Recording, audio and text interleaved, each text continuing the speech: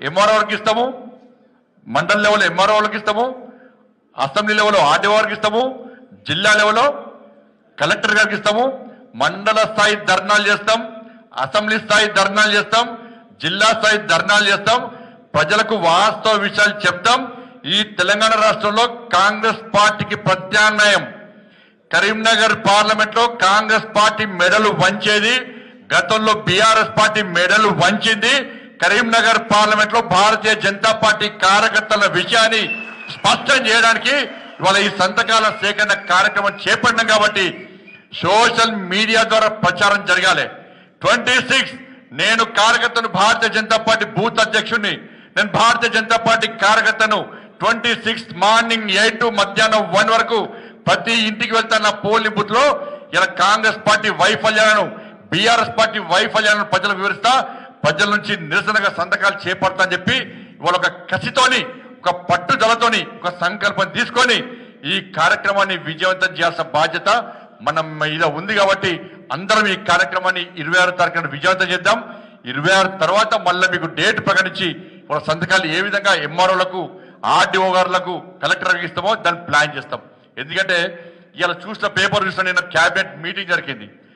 ప్రజా పాలన దినోత్సవాలు నడుపుతారట, Telangana rising festival అట. తెలంగాణ ఎక్కడైనా అభివృద్ధి చెందిందానా? ఇలా కాంగ్రెస్ పార్టీ నాయకులకు సిగ్గుండాలి, కనీసం క్యాబినెట్లో ఉన్న మంత్రులకు కనీసం ఆలోచన ఉండాలి.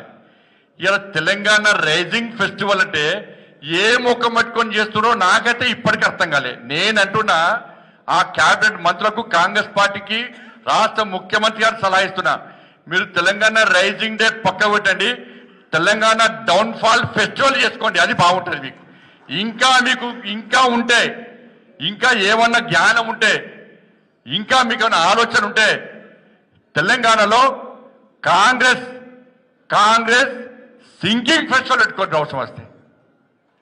ఇంత తెలంగాణ ప్రజాపాలన దినోత్సవం ఏం చేసిరని ఇలా ప్రజలందరూ తిరుగుబాటు చేస్తున్నారు మీ మీద, ప్రజలందరూ నారాజు అయిన మీ మీద, ప్రజలు నిరాశ నిస్పృహతో ఉన్నారు. ఇవాళ ఏం ముఖం పెట్టుకొని మీరు చేస్తున్నారు, ఇవాళ ఏం సంక్షేమ పథకాలు అమలు చేశారు, ఏమైందన్నా ఇలా వరంగల్లో రైతు డిక్లరేషన్ ఏమైంది, కామారెడ్డిలో బీసీ డిక్లరేషన్ ఏమైంది, హైదరాబాద్లో యూత్ డిక్లరేషన్ ఏమైంది, చేవెలలో ఎస్సీ ఎస్టీ డిక్లరేషన్ ఏమైంది, ఇవాళ మీ మేనిఫెస్టో ఏమైంది? మా మేనిఫెస్టో బైబుల్, భగవద్గీత, ఖురాన్ లెక్క అన్నారు. ఇలా 3 మతాలను ఇలా మోసం చేసినటువంటి వ్యక్తులు ఇలా కాంగ్రెస్ పార్టీ అనే విషయాన్ని ఒక్కసారి గుర్తుంచుకోండి. ఇలా 2500 రూపాయలు ఇస్తున్నారు, ఎవరికైనా ఇచ్చినా 2,500 రూపాయలు, మహిళలకు 2,500 రూపాయలు ఇస్తారని ఒక్కరికి ఇవ్వకపోతున్నా మీరు ప్రజాపాలన దినోత్సవం ఎట్లా చేస్తారు? మీరు 4,000 రూపాయలు ఆసరా పెన్షన్ ఇస్తున్నారు వృద్ధులకు, ఒక్కరికి ఇవ్వలే ఇంతవరకు.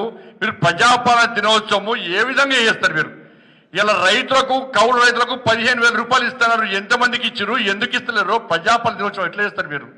రైతు కూలీలకు 12,000 రూపాయలు ఇస్తున్నారు, అది ఇయ్యలే.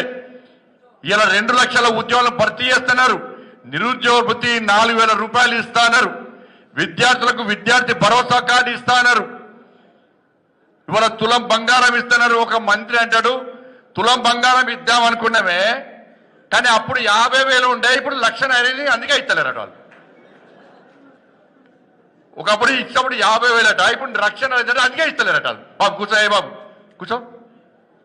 కాబట్టి ఇవాళ తులం బంగారం ఇవ్వలేదు, స్కూటీలు ఇస్తున్నారు, స్కూటీలు ఇవ్వలేదు.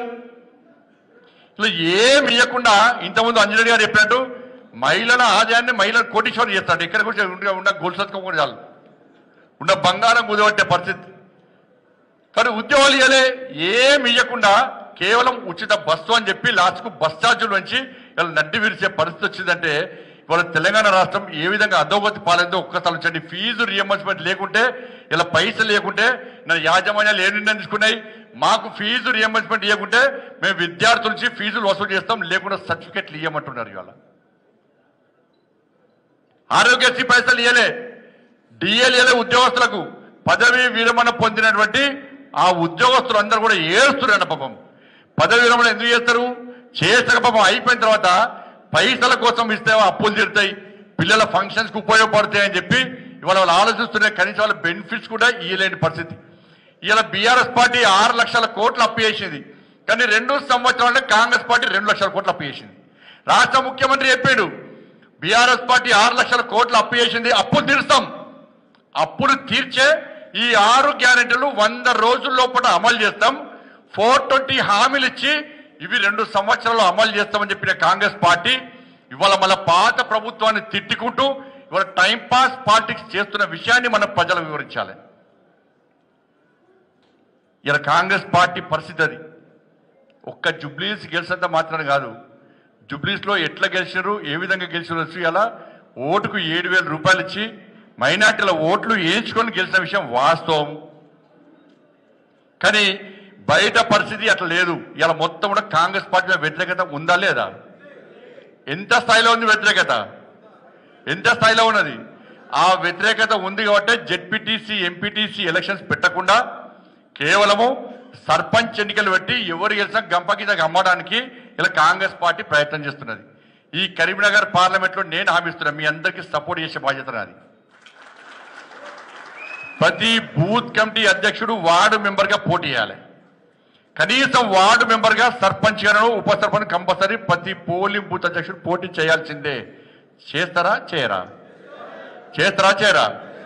నెక్స్ట్ పోలింగ్ బూత్ అధ్యక్షుడు చేయాలి. అన్నా నాది 231 పోలింగ్ బూత్ మెంబర్ నేను కమిటీ పోలింగ్ బూత్ అధ్యక్షుడిని, 239 పోలింగ్ బూత్ అధ్యక్షుడిని, నేను వార్డు మెంబర్ను, నేను ఉప సర్పంచ్ను, నేను సర్పంచ్ను అని చెప్పుకునే స్థాయి మీరు ఎవరైనా రాజకీయ నాయకులు అంటే ఏదో ఒక్కసారి ప్రజాప్రతినిధి పక్కా కావాలి. బయట అందరమో నాయకులు కావద్దు అనుకుంటుంటే నేను నాయకులు చేద్దామంటే మీరు అవుతలేరా? అవుతారా కారా? పోటీ చేస్తూ మళ్ళీ చేతురానా? ఒక్కసారి మాట ఇస్తే తప్పరు, మీరు పక్క గెలుస్తారు కదా, గెలిపించలే కదా. కాబట్టి ఇవన్నీ ఆలోచించాలి. కాబట్టి ఇక్కడ అభివృద్ధి చేసేది మనం. ఇవాళ కోటీశ్వరుని మహిళలను చేస్తున్నాడు. ఇలా నరేంద్ర మోడీ గారు ఇచ్చిన మాటను తప్పలే అన్న. 10 లక్షల రోజ్గార్ మేళతను ఉద్యోగాలు ఇస్తున్నారు, ఇచ్చిందా లేదా? అన్ని కార్యక్రమాలు నేను కిషన్ రెడ్డి గారు వేయడం, ప్రొసీడింగ్స్ మేమే ఇచ్చినాం, ఎక్కడ స్కామ్ జరగలే. ఇవాళ రైతు ఆదాయాన్ని రెట్టింపు చేస్తున్నాడు ఎవరు? నరేంద్ర మోడీ గారు. ఇవాళ 2000